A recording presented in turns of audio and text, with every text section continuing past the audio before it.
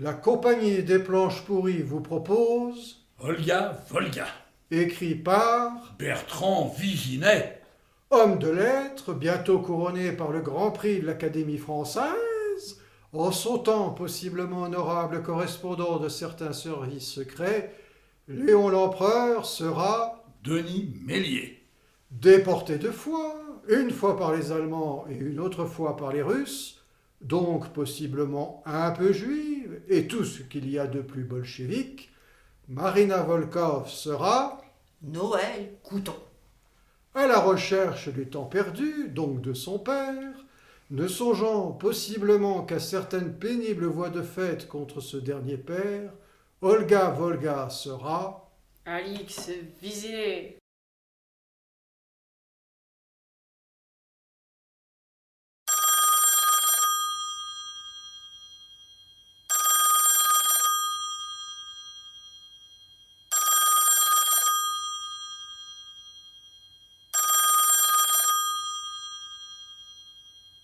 Allô?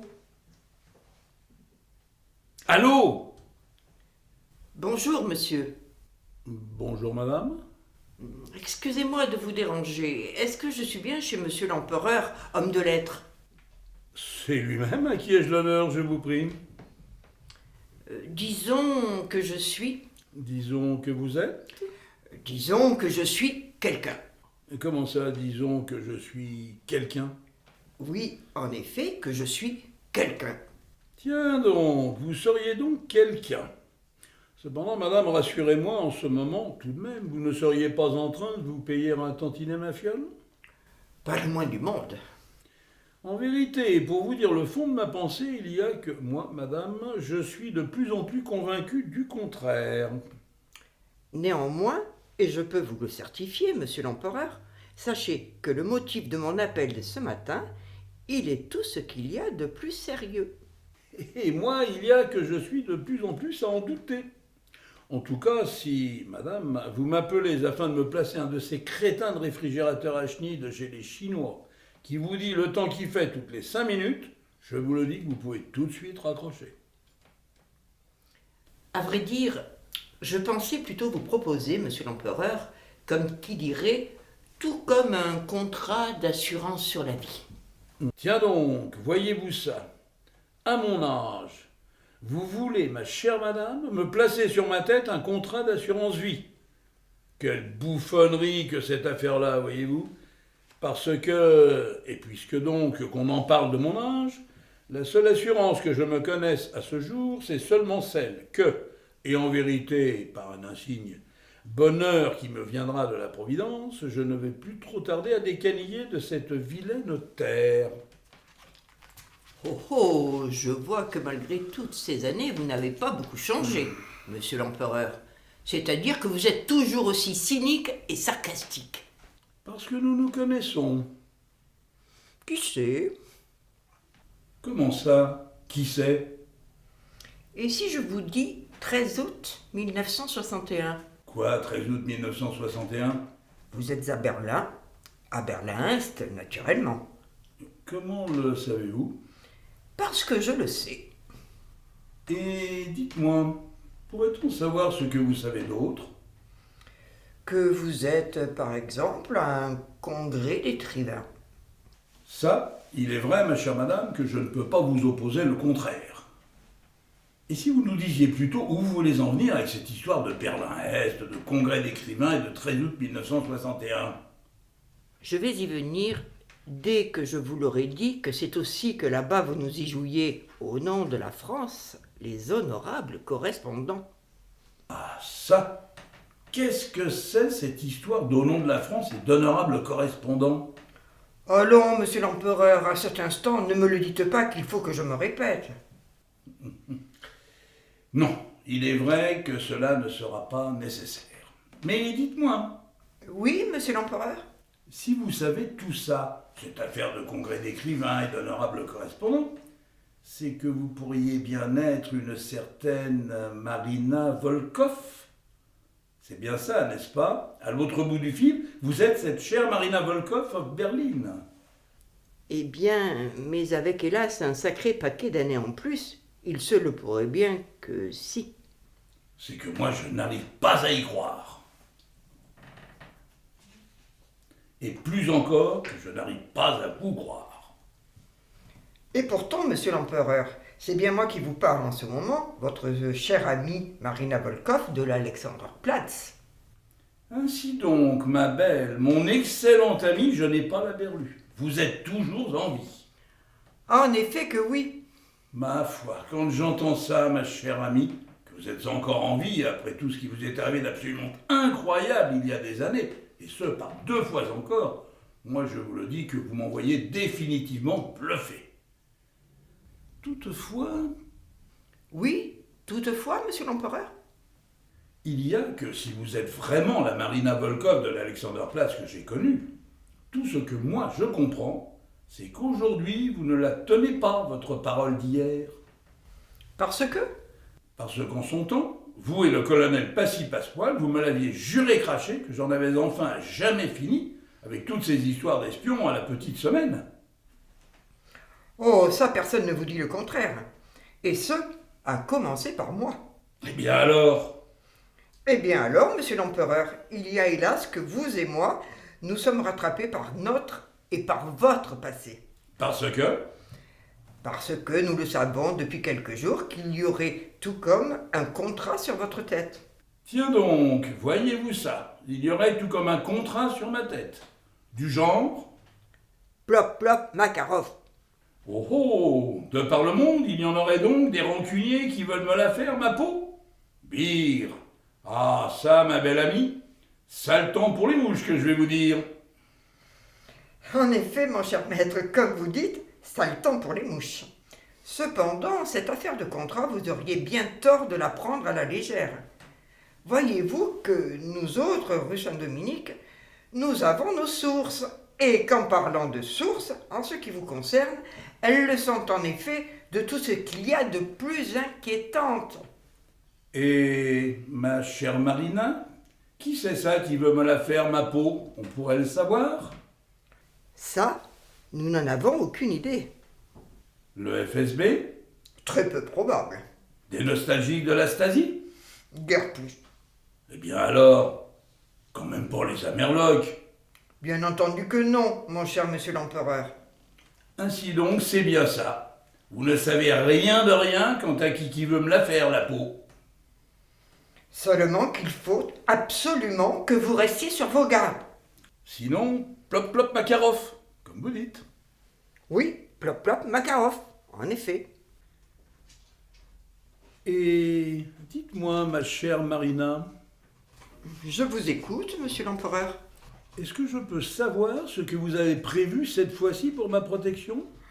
Les mesures habituelles. C'est-à-dire, rien, comme d'hab. Détrompez-vous. Et moi, Dieu que j'en ai du mal à vous croire. Néanmoins, il en est bien ainsi. Cependant, le savez-vous que je serais tout de suite un peu plus serein si vous m'en disiez ne serait-ce qu'un tout petit peu plus? C'est que, et comme toujours, je ne suis pas autorisé à communiquer sur ce sujet, monsieur l'empereur. Tout ce que je peux vous dire, c'est que nous vous avons mis sous surveillance pour le temps qu'il faudra. Bah, si c'est comme à Madrid, c'est ma peau que je vais y laisser cette fois. Moi, c'est tout ce que je sais.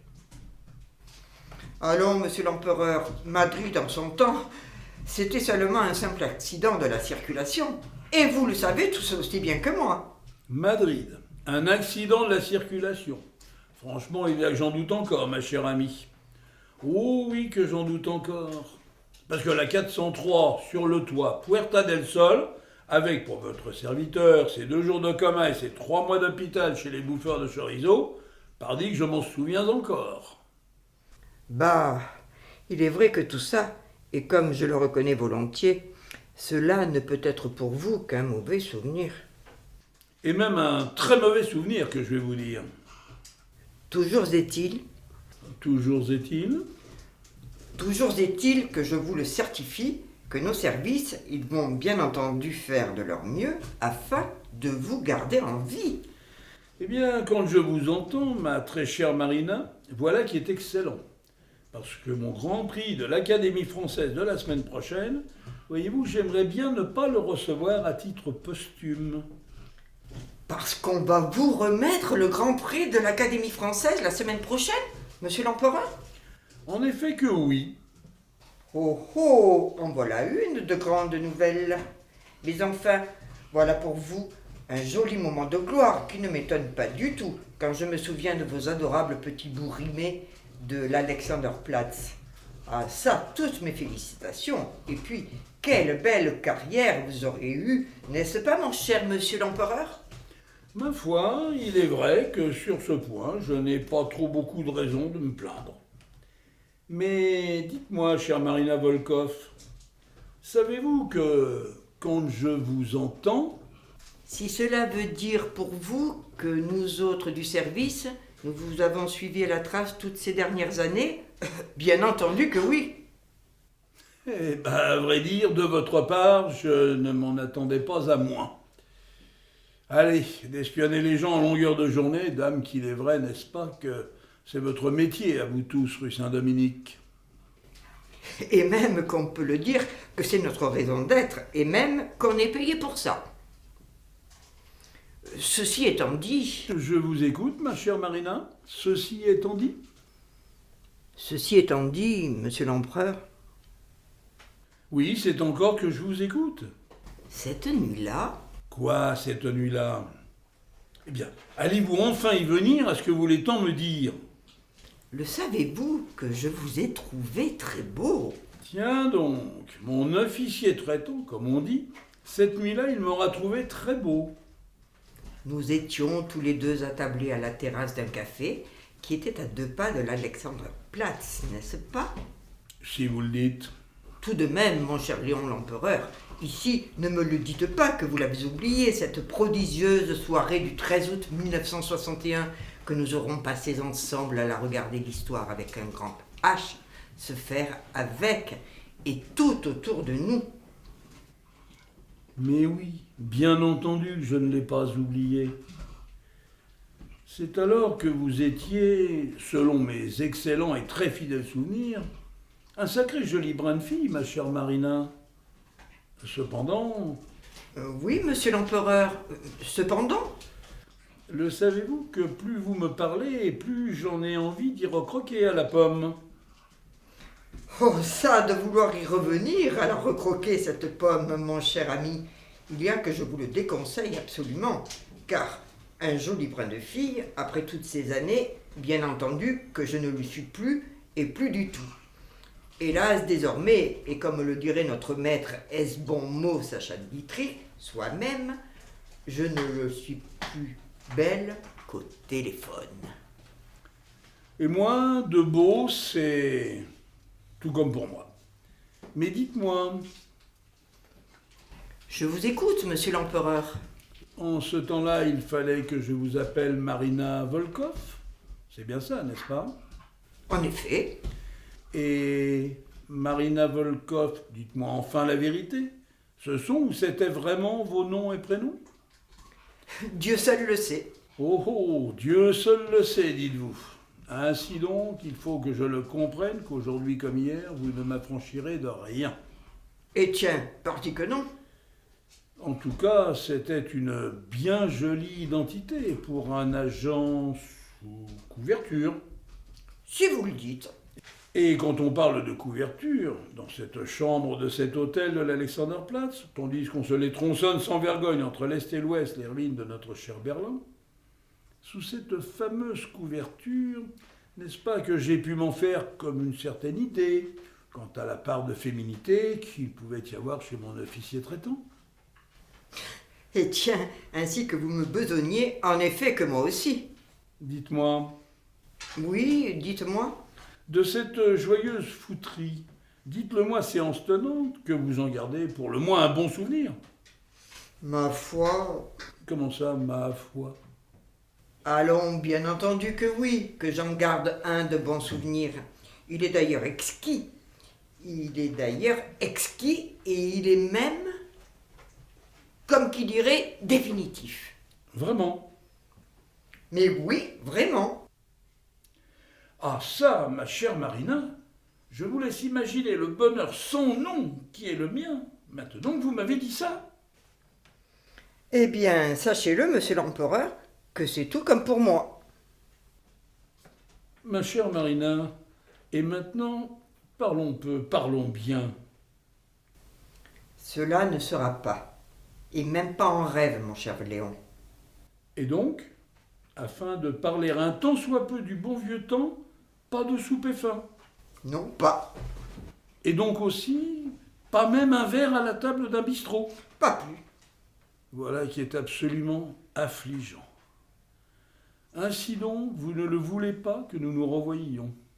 C'est bien ça, n'est-ce pas? Il faut dès maintenant vous faire à cette raison, mon cher Léon. Oui, en effet, que c'est même jamais que nous nous reverrons. Une raison à cette infâme tragédie? Disons, secret défense. Moi, je le trouve absolument consternant quand je l'entends, ce secret défense. Et moi aussi, quand je viens de me l'entendre dire. Cependant, avec le vieil ami que je suis, pour une fois, Marina, soyez franche. Que me dois-je de comprendre pour que vous en veniez à un tel refus? Marina, de grâce, il vous faut me répondre. Et sur le champ encore. Il y a que tout simplement que la Camarde, elle va bientôt frapper à ma porte. Parce que vous allez mourir, Marina? Comment est-ce possible? Vous qui, à votre ton de voix, paraissez encore si jeune. Allons, Marina, de crever, moi je le sais, qu'il n'en est certainement pas encore l'heure pour vous. Et là, c'est quand même que je ne peux que me répéter, monsieur l'empereur. Je vais en effet bientôt calancher. D'ailleurs, même qu'il paraît que c'est une affaire de quelques semaines. D'entendre cela de vous, ma chère Marina, voilà qui me peine infiniment. Et puis comment est-ce possible, une pareille nouvelle? Parce que tout simplement, que je le suis de total foutu. À ce que l'on m'a dit, j'en ai partout et en effet, plus pour très longtemps. En vérité, Oui, en vérité. je vois. Eh bien, Seigneur Dieu, quel chagrin que voilà, ma chère Marina. Au moins dites-moi que vous ne souffrez pas. Quand même, un peu. Et même que c'est un peu trop, n'est-ce pas? Hélas que oui. À vrai dire, et puisque vous le voulez tant de tout savoir sur tout, mon cher ami, pour que je tienne le coup au Val-de-Grâce, ils ne se sont pas privés de faire de moi une camée qui court à longueur de journée après ces cachetons de morphine. Parce que vous en êtes là. Et hélas que oui encore. Eh bien, Seigneur Dieu, quel chagrin. Et puis aussi, que je vous plains et que vous me bouleversez. Toutefois, ma chère Marina Volkov, Oui, mon cher Léon l'empereur. quoique nous soyons devenus l'un et l'autre, moi un vieux monsieur et vous si malade, il n'empêche que de ne pas vous revoir, même pour un tout petit instant de rien du tout, cela me fendrait le cœur. Allez, dites-le moi où vous êtes, et je vous le jure que je vous y rejoins sur le champ. Je vous le dis que je suis votre homme. Et ça, combien même le seriez-vous à l'autre bout de la planète? Je vous le répète qu'il n'y faut pas et plus songer. Et moi je vous le jure que j'y pense de plus en plus. De grâce, oubliez ça, Léon, pour toujours. Hélas, avec ce « pour toujours », il n'y a que vous me demandez ici l'impossible, Marina. Et vous le savez très bien. Et moi, il y a que je ne le veux à aucun prix, que vous le voyez ce que je suis devenu. Par contre, Oui, par contre, vous pourriez bien, mon cher ami, dans les semaines à venir, avoir comme une certaine visite. une certaine visite, dites-vous? Tout à l'heure, c'est que je ne l'ai pas vraiment été de sourd et que vous me l'avez déjà annoncé. La pénible visite de ce, comme qui dirait, sicaire à la mort moelleux. En fait, il y a que je vous parle ici d'une toute autre visite, Et qui serait? comme une certaine conséquence d'une certaine nuit dans un certain hôtel de l'Alexanderplatz. Ce qui veut dire, ma chère Marina? Que quand je vous entends, que vous voilà, mon cher Léon, à manquer de sagacité comme jamais, ce qui, pour vous dire le vrai, ne vous ressemble absolument pas. En vérité, peut-être qu'en cette affaire, il faudrait avoir la bonté de me l'éclairer un peu mieux, ma lanterne. Eh bien alors, gare au tonnerre qui sonnera à votre porte, quand l'éclair de cette lanterne, il voudra les illuminer les derniers et ultimes jours de votre vie. Ce que signifie tout ce pâteux et emberlificoté galimatia que vous venez de me faire, Marina?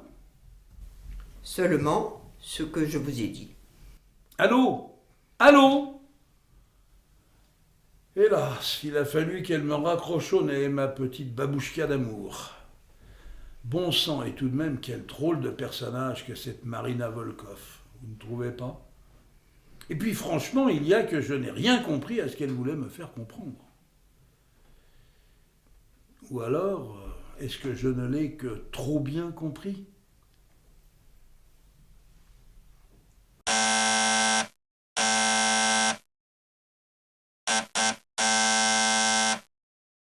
Et maintenant, bon sang de bonsoir, il faut que ce soit l'interphone qui s'y mette. Qui va là? Olga Volga, monsieur. Mademoiselle Olga Volga. Olga Volga, connais pas.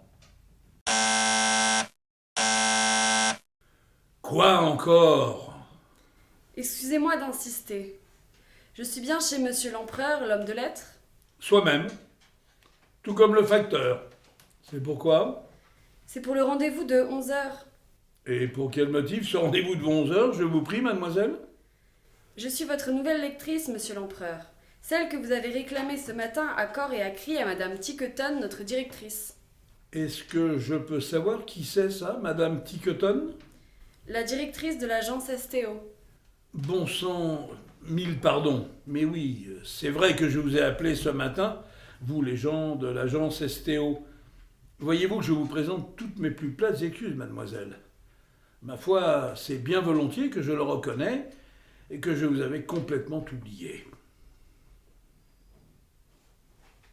Mais dites-moi, à l'instant, et quand même qu'il est un peu accouché d'or, quel nom m'avez-vous dit que vous ayez, mademoiselle? Olga Volga. Et on causerait français avec un nom pareil? Mais certainement, monsieur l'empereur. Quand je suis agrégée de lettres modernes. Voyez-vous ça? Nous sommes agrégés de lettres modernes. Et aussi de littérature comparée. Rien que ça. Mais oui. C'est aussi que j'ai une licence de latin médiéval. De grâce, n'en jetez plus, mademoiselle Volga, je me rends. Donc, madame Thérèse Lombert, elle ne viendra pas. Oui, elle ne viendra pas, monsieur l'empereur. Et on peut savoir pour quelle raison elle ne viendra pas, cette chère madame Lombert? Elle est souffrante. Et si je vous lui dis de quoi elle souffre, vous n'allez pas me croire. Quand même pas du dos. Et si? Comme c'est amusant. Madame Thérèse Lombert qui nous souffre du dos. Et j'ai une chance de la revoir quand, cette brave madame Thérèse Lombert? Pas avant 10 jours, à ce qu'il paraît. Fort bien, je me résigne. Cependant, j'espère seulement que vous serez aussi bonne qu'elle. Enfin, naturellement, que je veux dire aussi bonne lectrice qu'elle. Ne craignez rien, monsieur l'empereur. Il va de soi que, dans mon métier, je suis une grande professionnelle. Oh, quand je l'entends, comme qui dirait qu'elle ne manque pas d'esprit, la petite lectrice d'Olga Volga. Allez, c'est déjà que je le sais, qu'elle et moi, on va très bien s'entendre. Rez-de-chaussée droit, mademoiselle. Inutile de prendre l'ascenseur, il est en panne. Rez-de-chaussée droit, mademoiselle, inutile de prendre l'ascenseur, il est en panne. Dieu que parfois je peux être bête avec mes blagounettes de gamin de 12 ans. Vous ne trouvez pas?